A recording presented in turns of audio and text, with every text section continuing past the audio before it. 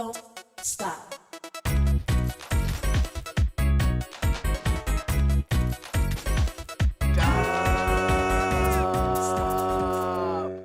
Are your salivary glands activated now after that smorgasbord of food choices? Hey everybody, welcome back to my newborn practice, and sorry for having to put you through that example of how to engage the autonomic nervous system's response to food. But I did it because I wanted to start a conversation about how significant the sense of taste is in shifting our state of being. Now, in those yummy photos, was there something that stimulated your personal sense of taste in a positive or even a negative way? Now, there are many foods that sometimes will have a different reaction for different people depending on their different relationship to the foods that are in front of them. So I really encourage you and suggest for you to move cautiously through this delicious episode. Now, in one of the first episodes of the Tool Chest series, I mentioned how my mom's mac and cheese was able to generate a good feeling memory. Take a moment to reflect on what activates our personal salivary gland and when and where we might have first been exposed to that smell or taste. We each have a primal involuntary response of our autonomic nervous system when we become hungry. But it can also become a coping mechanism when we feel troubled, stressed, or challenged. To feel better, we can also use food to shift our state of being. When I was a young boy, about 10 years old, my dad stopped living with us, and although I understood that it was best for our household at the time because of his dysfunction with drugs and alcohol, I still had a sad and emotional response that acted out with my unconscious desire to use food to comfort me after he moved out. Does this sound familiar, or can anyone relate to using food to comfort yourself in this manner? So a typical day of food consumption for me was when I'd wake up, have something for breakfast before leaving for school, then breakfast again at school, a recess snack that was usually sugary, accompanied by a carton of milk, and kids teasing me on the playground by singing this fun little song when I'd walk by.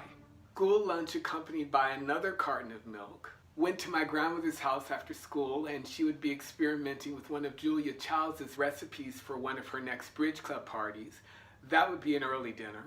I would often stroll around the corner to our local neighborhood store and buy my favorite candy and snacks. My mom would pick me up and take me home and prepare something heavy like spaghetti. And sometimes when my sister would come home from work, she'd take me to McDonald's to get my favorite meal, which was a Big Mac, large order of fries, and a milkshake. My favorite pastime was watching TV and eating chips, and I hated exercise.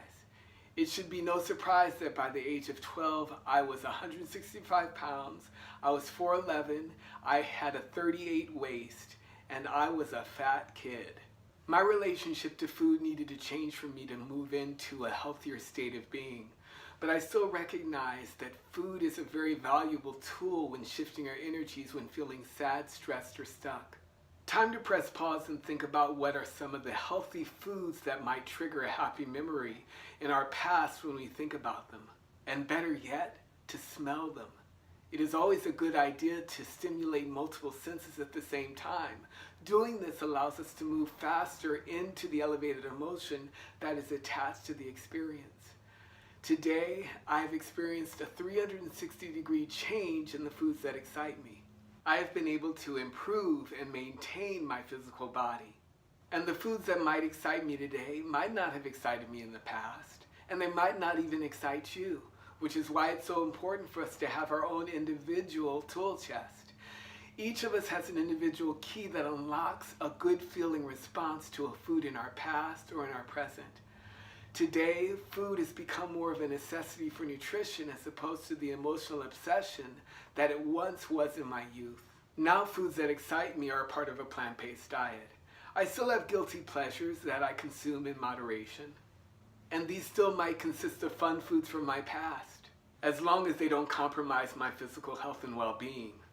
It's taken me a lifetime to figure that out. And I'll discuss more of that in future episodes. But for now, in the meantime, whatever foods unlock your joy or just make you feel good, those are the ones that I want you to add to your tool chest. Until the next time, bye for now. Hey everybody, thanks for watching that video. If you haven't joined this community yet, please subscribe to this channel. and click that little bell just so that you never miss a conversation. This is a dialogue, not a monologue, so please comment below, join the discussion, and remember, life is only as good as we make it. Bye for now.